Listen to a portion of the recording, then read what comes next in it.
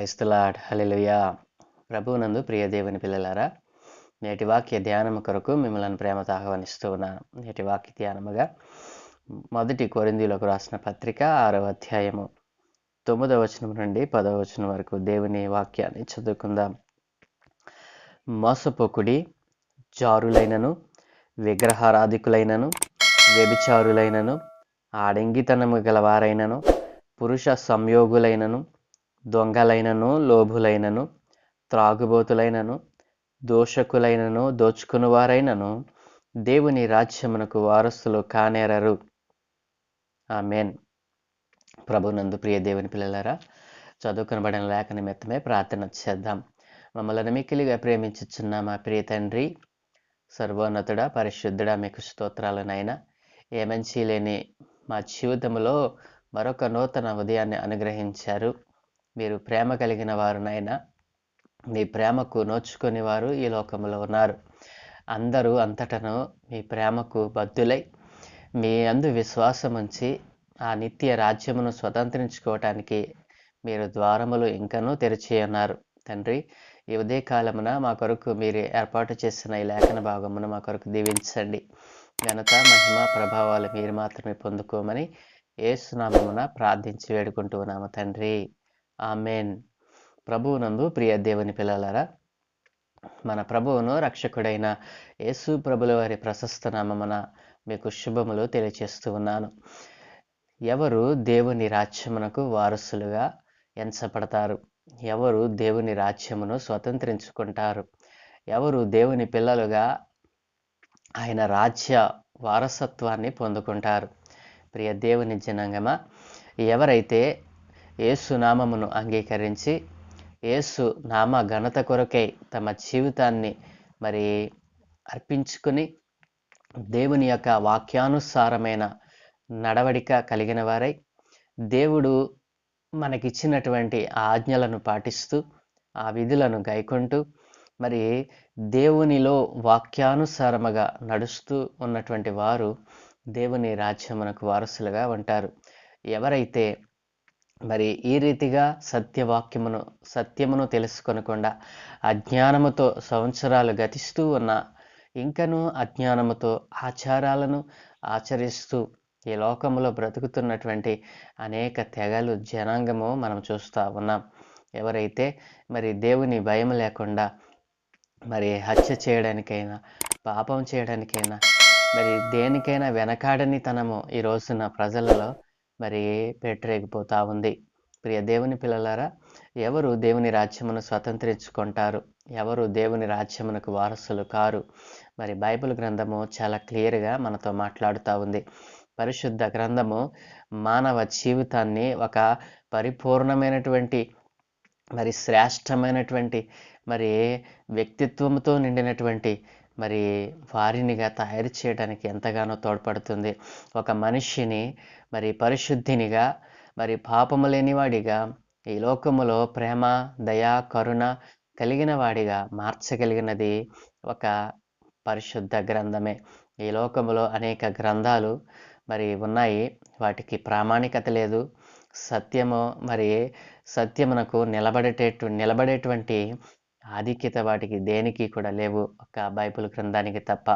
పరిశుద్ధ గ్రంథము మానవాళికే కాదు, ఈ సృష్టి అంతటికీ కూడా ఒక మార్గదర్శిగా మన ముందు కనబడతా ఉంది.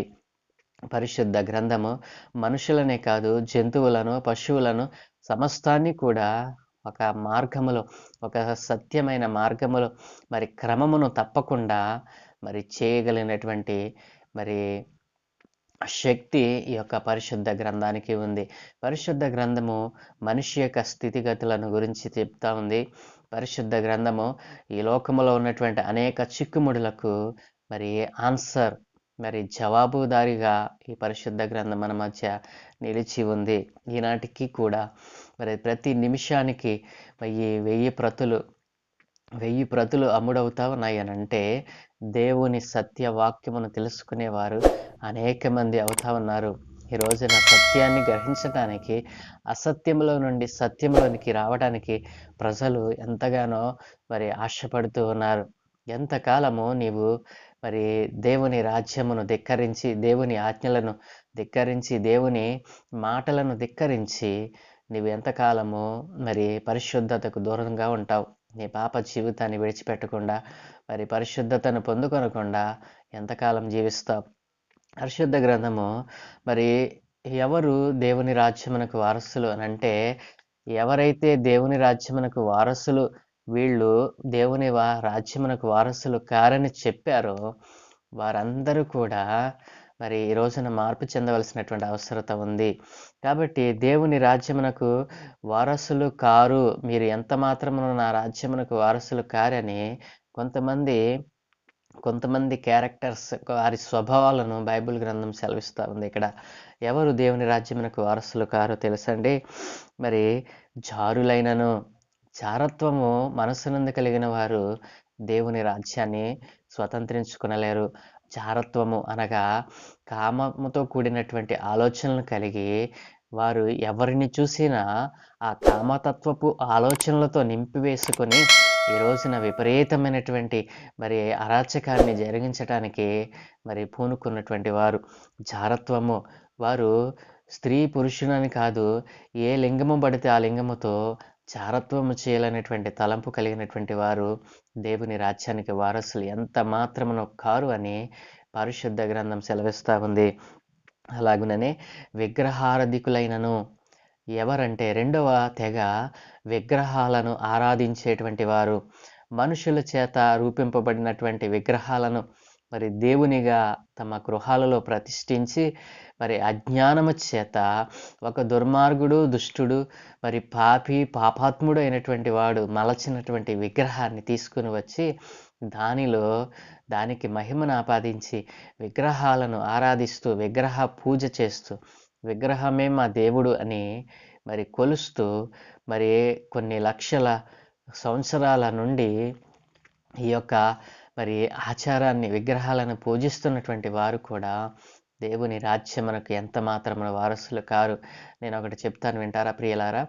మరి విగ్రహ పూజ చేస్తూ, విగ్రహాలకు అర్పించిన వాటిని తింటూ, విగ్రహానికి మహిమను ఆపాదిస్తూ, విగ్రహాలను పూజిస్తున్నటువంటి నా ప్రియ సహోదరి, సహోదరుడా, నీవు సత్యమును గ్రహించకపోతే మరి 7 ఏళ్ల శ్రమకాలం రాబోతా ఉంది. ఆ 7 ఏళ్ల శ్రమకాలంలో నీవు ఎంతటి భయంకరమైన పరిస్థితులను ఎదుర్కోవాలో తెలుసా? ఒక్కసారి ఆ యొక్క పరిస్థితులను ఊహించుకుంటేనే నీవు వీటిని తెలుసుకొనకపోవటం నీ యొక్క మరి చెడ్డతనమే. కాబట్టి ఆ 7 ఏళ్ల శ్రమను తట్టుకోగలిగిన శక్తి నీకు ఎంత మాత్రమని ఉండదు. కాబట్టి విగ్రహారాధికులైనను, మూడవ వారు వ్యభిచారులైనను, వ్యభిచారపు తలంపులతో ఉన్నటువంటి వారు దేవుని రాజ్యానికి ఎంత మాత్రమున వారసులు కానేరరు. ఆడంగితనము గలవారిని మనం అనేక మంది ఈ రోజున మనం చూస్తూ ఉన్నాం. మరి పురుషుడే కానీ వానిలో పురుష స్వభావం ఎంత మాత్రమున ఉండదు. ఇట్లాంటి వారు దేవుని రాజ్యానికి వారసులు కారు అని దేవుని గ్రంథము సెలవిస్తూ ఉంది. మరి ఆడంగితనము గలవారైనను, పురుష సంయోగులైనను, పురుషుడు మరొక పురుషునితో సంయోగం చేయటం అనేక దేశాలలో మరి ఈ యొక్క మరి సంబంధాలు అనేటువంటివి చట్టబద్ధత కలిగినటువంటి దేశాలు కూడా ఉన్నాయి. అయితే దేవుడు వారి మధ్య తీర్పులను మరి బయలుపరిచాడు. ఏ దేశంలో అయితే ఏ రీతిగా పురుషుడు వివాహం చేసుకోవచ్చని, స్త్రీ వివాహం చేసుకోవచ్చని, అది మరి ప్రకృతి విరుద్ధమైన కార్యమని గ్రహించకుండా విపరీతమైన పోకడలకు వెళ్ళిన దేశాల మీద దేవుని ఉగ్రత ఆల్రెడీ కుమ్మరింపబడతా ఉంది. ప్రియ దేవుని పిల్లలారా, ఆలోచన చేయండి. పురుష సంయోగులైనను, దొంగలైనను, దొంగతనము చేయాలనేటువంటి ఆలోచన కలిగిన వారును, లోభులైనను. ఈ లోభిని గుణపరచడం అసలు అసాధ్యమండి.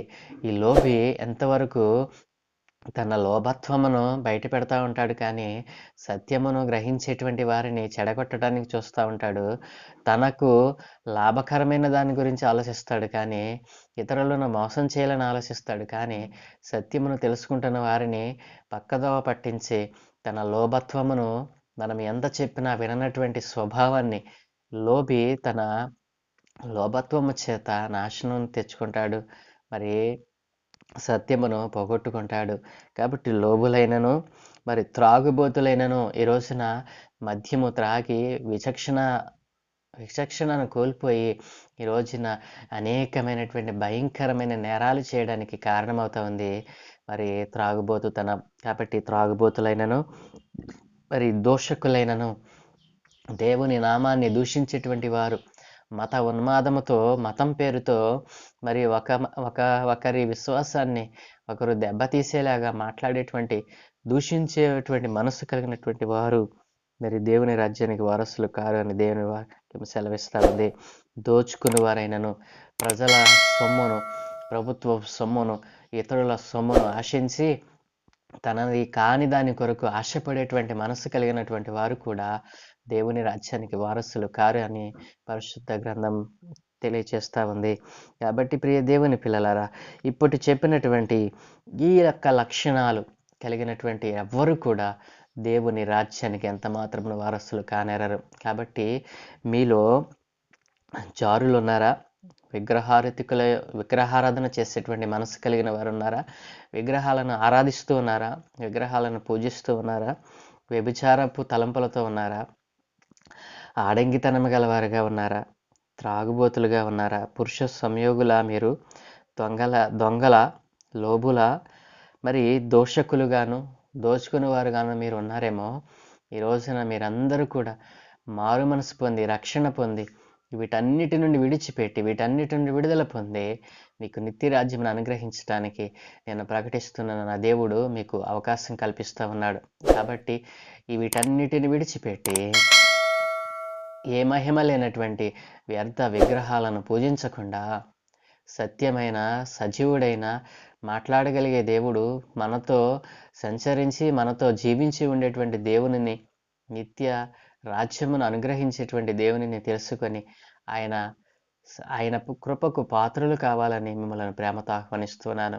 ఎవరిలో అయితే పైన చెప్పిన లక్షణాలు ఉన్నాయో వారందరూ ఇప్పుడే మారు మనసు పొంది సత్యమును తెలుసుకొని వాటన్నిటిని విడుదల పొందాలని మీ కొరకు ప్రార్థిస్తూ ఉన్నాను.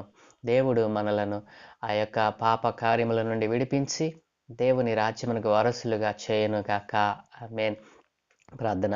సకల ఆశీర్వాదములకు కారణభూతుడైన దేవ, మా పరలోకపు తండ్రి, మీకు వందనాలు నాయన. నీవు పరిశుద్ధుడవు. నీవు పరిశుద్ధతను ఏ రీతిగా నాన్న స్వాభావికంగా కలిగి ఉన్నావో అదే పరిశుద్ధతను నీ పిల్లలైన మా అందరికీ అనుగ్రహించి ఉన్నావు నాయన. ఈ రోజున పరిశుద్ధతను విడిచిపెట్టి నీ రాజ్యమునకు వారసత్వమును ఉచితంగా అనుగ్రహిస్తే ఆ వారసత్వముకు కాడి కిందకు రాకుండా ఈ రోజున తమకిష్టమైన మార్గముల తట్టు తిరిగిన వారితో మీరు మాట్లాడారు అయ్యా. ఈ రోజున అలాగున నైనా నీ మార్గమును తప్పి తిరుగుతున్న వారందరి మీద మీ ఆత్మను కుమ్మరించండి. సత్యమును తెలుసుకునేటువంటి అవకాశాన్ని మరొక వారికి అనుగ్రహించారు. ఈ రీతిగా వారిలో ఉన్నటువంటి ఆ చెడ్డ లక్షణాలన్నిటిని విడిచిపెట్టి నీ రాజ్యమునకు వారసులుగా నైనా వారిని మార్చమని యేసు నామమున ప్రార్థించి వేడుకుంటున్నాను తండ్రి. ఆమేన్, ఆమేన్, ఆమేన్.